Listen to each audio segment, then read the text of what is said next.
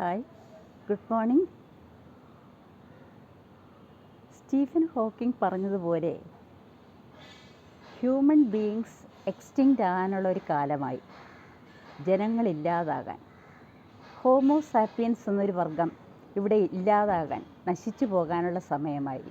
കാരണം മറ്റൊന്നുമല്ല, ഇൻക്രീസിങ് പോപ്പുലേഷനാണ്. നമുക്കറിയാം, ഇപ്പോൾ ഇന്ത്യയിലാണ് ഏറ്റവും കൂടുതൽ പോപ്പുലേഷനുള്ളത്.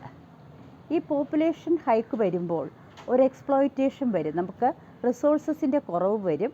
അങ്ങനെയാവുമ്പോൾ അറിയാമല്ലോ, ഒരു സ്ഥലത്ത് ഒരു പെർട്ടിക്കുലർ സ്പീഷീസ് കൂടുതലായിട്ട് വരുന്ന സമയത്ത് അവർ തമ്മിൽ തല്ലും ഒക്കെ ഉണ്ടാവും. ആഹാരത്തിന് വേണ്ടി, റിസോഴ്സസിന് വേണ്ടി, വെള്ളത്തിന് വേണ്ടി, ഭൂമിക്ക് വേണ്ടി.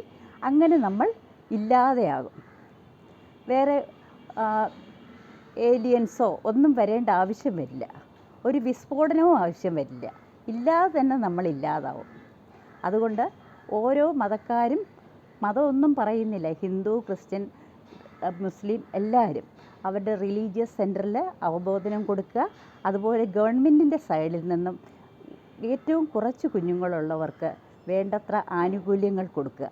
എങ്കിൽ നമുക്ക് നമ്മുടെ കുഞ്ഞുങ്ങളെ നന്നായിട്ട് വളർത്താം, അല്ലേ? അവർക്ക് ആഹാരം കൊടുക്കാം, വിദ്യാഭ്യാസം കൊടുക്കാം, അവരെ നേർരേഖയിൽ നയിച്ച് അവർ നല്ല ഉദ്യോഗസ്ഥന്മാരും മറ്റുമാക്കാം. അല്ലെങ്കിലോ അവരുടെ ജീവിതം അധോഗതിയാവും.